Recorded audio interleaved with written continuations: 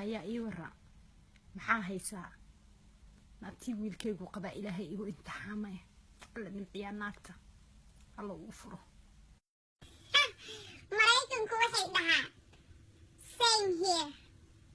halkaanba sidoo kale in adeer macaan naagahan adeesooyinka lasoo xaraynayo haatan waxay iska dhigaysaa musqulo haa in adeer haa ma ku aragta hooye beena naaga tag halaagsee baa iri naacirkaasu kala soo degaano kuma darin maasaga kula tashanaya hadduu ila tashanayo habeen u hoyan lahaa ila tashan maya mid kalaan ku dari lahaa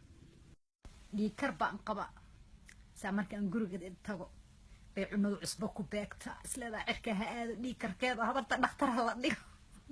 yaa waxaan kuu sheegaa ina culaayo ama hore u karsana hadde innagoo adigu iska dhaadheesa buufiska annaga laftigeedna sodo haddaanaa buufisa nagu jira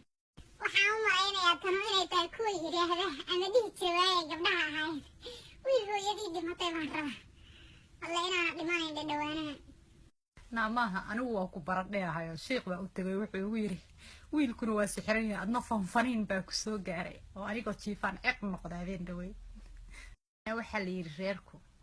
lagamaba guursadaa la yiri gabar reerkii gabar ka guursadaa la yiri waaba gabagaboobaa baa la yiri oo waa dad dabuurin way dabuur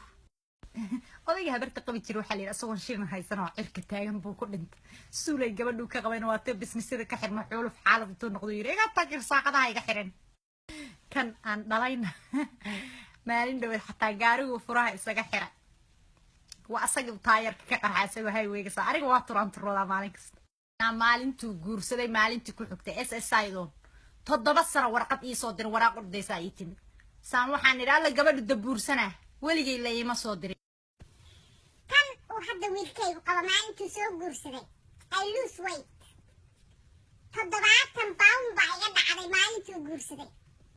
waa soomanaha ugu sheekeeya markaan gurigeeda tago waxba kama cuno markii afurka la gaarana waxaan ku dhahaa maba afuraba markaa afurayo siigtaal baa igu dhaca markuu wiilkayga yimaadana waxaan dhahaa